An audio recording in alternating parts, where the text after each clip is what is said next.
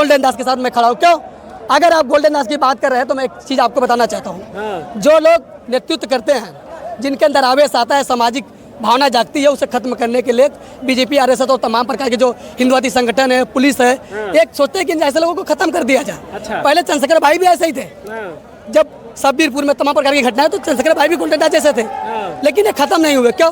क्योंकि समाज इनके साथ स्टैंड था, स्टैंड और स्टैंड रहेगा। और गोल्डन दास को खत्म करने के लिए पूरी रणनीति बनाई गई है। ऐसे नहीं है। प्रशासन तो कह रही है कि गोल्डन दास अपराधी हैं, जहाँ जाते तहाँ भाई पकड़े जाते मैं हैं। 67 नहीं 90 लगभग केस चंद्रशेखर भाई का था, जो ऊपर है तो वो अपराधी हो गए, हो गया अपराध, घोषित हो गया अपराध।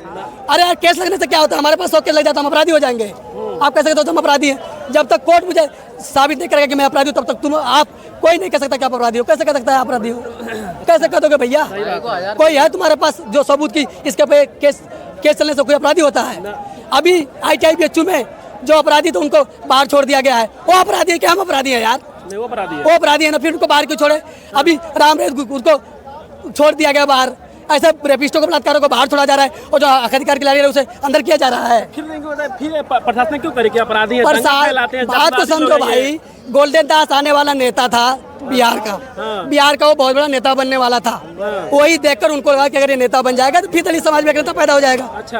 क्योंकि दलित समाज में नेतृत्व करने की कमी है। अब अवेयरनेस आ रहा है, हम जाग रहे हैं, हम नेता बन रहे थे, इनके पेट में दर्द हो रहा है। देश की राजधानी दिल्ली में है और ये इंदिरा गांधी स्टेडियम है, और क्रीमी लेयर के खिलाफ में जो भीम आर्मी चीफ 100 आज़ाद समाज पार्टी के जो राष्ट्रीय अध्यक्ष है, जो नगीना से सांसद है चंद्रशेखर आज़ाद जी, बड़ी रैली बुलाए हैं यहाँ पे।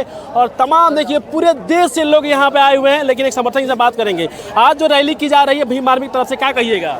ये रैली पहले तो आईना दिखाने के लिए है। अच्छा। जो लोग कोलिजन सिस्टम खत्म न करके हमारे लोगों में, भाई में आपस में लड़ा रहे हैं। मैं कह रहा हूँ तुम्हारे पास डाटा नहीं है, तुम्हारे पास बेस नहीं, किस आधार पर तुम कर रहे हो कि तुम वाल्मीकि का हक खा रहे हो, तुम उनका हक खा रहे हो? तुम जातिगत जनगणना कराओ। अगर लग रहा है कि हम हक खा रहे हैं सही में, तो हम अपने भाइयों के लिए सारा हक छोड़ देंगे। हमने तो लेके 12 साल हमने चप्पलें घिस के एकता बनाई, और तुम आके कह रहे हो कि ये इनकी चौधरी, पिंकी चौधरी, ये बीजेपी वाले, RSS वाले, हिंदू परिषद वाले कह रहे हैं कि तुम्हारा हक खा रहा है। मैं कह रहा हूँ तुम पहले कोई डाटा तो बेस करो। तुम कैसे कह सकते हो कि हम किसी के हक खा रहे हैं? लेकिन वाल्मीकि समाज के लोग कह रहे हैं कि मेरा सारा हक खा गए, ये चमार हो गए, मीना हो गए, दूसरा बिहार के दुसाध लोग हैं। मैं कह रहा हूँ आज भी समाज में बरगलाने वाले लोग बहुत हैं। अच्छा। अब तुम्हें वोट लेना होगा, तुम्हें लड़ाना होगा, तो तुम्हें हिंदू बना देंगे। तो तुम हिंदू बन के लड़ते रहोगे।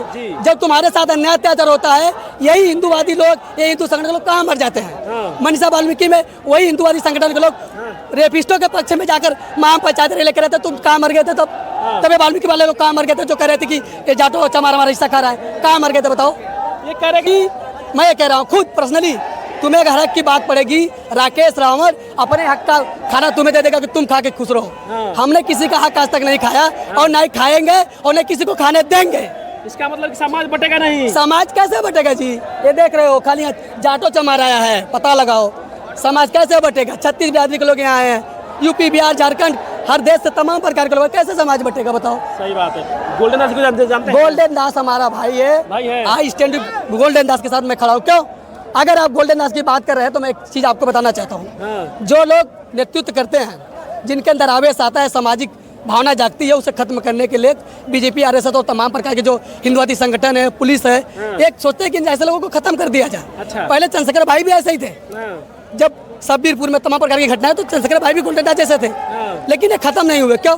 क्योंकि समाज इनके साथ स्टैंड था, स्टैंड और स्टैंड रहेगा। और गोल्डन दास को खत्म करने के लिए पूरी रणनीति बनाई गई है। ऐसे नहीं है। प्रशासन तो कह रही है कि गोल्डन दास अपराधी हैं, जहाँ जाते तहाँ पकड़े जाते हैं। 67 नहीं 90 लगभग केस चंद्रशेखर भाई का था, जो ऊपर है तो वो अपराधी हो गए, हो गया अपराध, घोषित हो गया अपराध। अरे यार, केस लगने से क्या होता है? हमारे पास 100 केस लग जाता, हम अपराधी हो जाएंगे। आप कैसे कहते हो तुम अपराधी हैं? जब तक कोर्ट मुझे साबित नहीं करेगा कि मैं अपराधी हूँ, तब तक आप कोई नहीं कह सकता कि आप अपराधी हो। कैसे कह सकता है आप अपराधी हो? कैसे कह दोगे भैया? कोई है तुम्हारे पास जो सबूत की इसके पे केस चलने से कोई अपराधी होता है? अभी ITI BHU में जो अपराधी थे उनको बाहर छोड़ दिया गया है। वो अपराधी है कि हम अपराधी हैं यार? वो अपराधी है ना, फिर उनको बाहर क्यों छोड़े? अभी रामरेज उसको छोड़ दिया गया बाहर। ऐसे रेपिस्टों को, बलात्कारों को बाहर छोड़ा जा रहा है, और जो अधिकार खिलाड़ी है उसे अंदर किया जा रहा है। फिर प्रशासन क्यों करे कि अपराधी है? बात तो समझो भाई, गोल्डन दास आने वाला नेता था बिहार का। हाँ। बिहार का वो बहुत बड़ा नेता बनने वाला था। वही देखकर उनको लगा कि अगर ये नेता बन जाएगा तो फिर दलित समाज में एक नेता पैदा हो जाएगा, अच्छा। क्योंकि दलित समाज में नेतृत्व करने की कमी है। हाँ। अब अवेयरनेस आ रहा है, हम जाग रहे हैं, हम नेता बने तो इनके पेट में दर्द हो रहा है। तो उनके रिहाई के लिए आप लोग क्या कीजिएगा? मैं कह रहा हूँ जहाँ बुलाओ, आधी रात को बुलाओ, राकेश राउत आपके कंधे से कंधे मिलाकर चलने के लिए तैयार है, गर्दन कटाने के लिए तैयार है। गोल्डन दास ही नहीं, कोई ऐसा भी व्यक्ति है जो समाज के लिए लड़ रहा है, मैं उसके लिए तैयार हूँ। जो भी समाज के लड़ेगा कोई आपके भी साथ है। A to Z किसी भी संगठन से हो, किसी भी पार्टी से हो, अगर उस समाज के लिए लड़ रहा है वो अपना भाई है। क्या दलित समाज के ऊपर किसी बेटी बहन का अगर रेप होगा, बलात्कार होगा और कोई समाज के नेता मिलने के लिए जाएगा तो क्या प्रशासन उन पे आरोप लगाकर उनको जेल में डाल देगा? यही तो मैं कह रहा हूँ। आप नेता बन गए हो, आप चंद्रशेखर आजाद बन गए हो, अब आपके जो छवि को धूमिल करना है ऐसे तो करेंगे ना। आप गोल्डन दास बन गए हो, अब आप नेता बन रहे हो, क्यों? क्योंकि आपके पास देखो फाइनेंशियली मजबूत नहीं हो, आप जो पब्लिकली मजबूत हो उसको कमजोर किया जा रहा है भाई। चलिए देखिए क्या नाम था? राकेश राउत, कहाँ के? यूपी बनारस। चलिए राकेश राउत। एक शायरी है कि मानो न मानो बात यकीन की है, मानो न मानो बात यकीन की है, हमारे जिस्म की मिट्टी सी जमीन की है। मानो न मानो बात यकीन की है, हमारे जिस्म की मिट्टी इसी जमीन की है।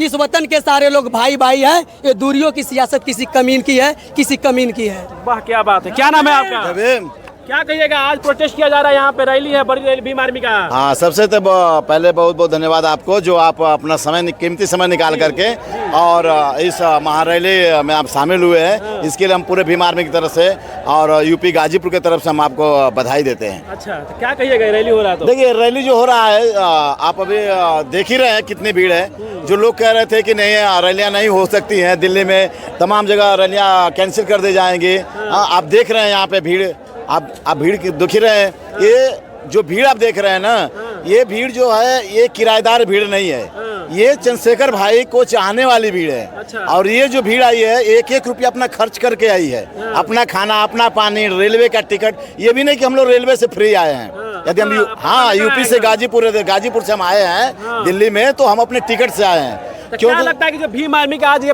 रैली हो रहा है, जो क्रिमिनल है, सुप्रीम कोर्ट ने जो फैसला सुनाया है, क्या लगता है कि सरकार और सुप्रीम कोर्ट इसको वापस करेगा? देखिए हम लोग लगे हुए हैं, हमारे जो नेता हैं चंद्रशेखर भाई वो लगे हुए हैं, इनको मानना पड़ेगा, झुकना पड़ेगा।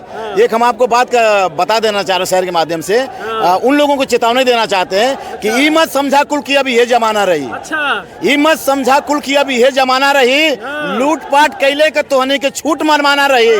अरे अब आ गए बाने चंद्रशेखर भैया तो उनके लुकैले का कोनो ठिकाना ना रहे, तो उनके लुकैले का कोनो ठिकाना ना रहे। वाल्मीकि समाज तो इस फैसला को समर्थन कर रहा है, कह रहा है कि ये हमारे हित में है। देखिए ऐसा है कि कुछ ऐसे लोग हैं जिनको बरगलाया जा रहा है। अच्छा। जो बीजेपी वाले कुछ लोगों को बरगला रहे हैं कि उनको अपने पक्ष में करने, उनको लालच देते होंगे, लेकिन ऐसा कुछ भी नहीं है। यदि ऐसा होता तो भाई चंद्रशेखर आवाज इन बातों को नहीं उठाते। और ये जो आप भीड़ देख रहे हैं, लाखों को जो भीड़ आप देख रहे हैं दिल्ली में, ये भीड़ यहाँ पे उपस्थित नहीं होती।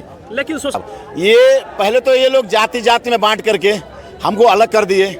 अब ये क्या हुआ, जब हमारे लोग जागरूक हुए और ये समझे कि यार हम भी दलित समाज से हैं, हम भी दलित समाज में सूत्र में आते, तो सब लोग एकजुट होना शुरू हो गए। जब एकजुट चंद्रशेखर भाई के माध्यम से लोग शुरू हो गए होना, तो इन लोगों के आंख में किरकिरी बनना शुरू हो गए वो। अब इन लोगों को चैन नहीं आ रहा है।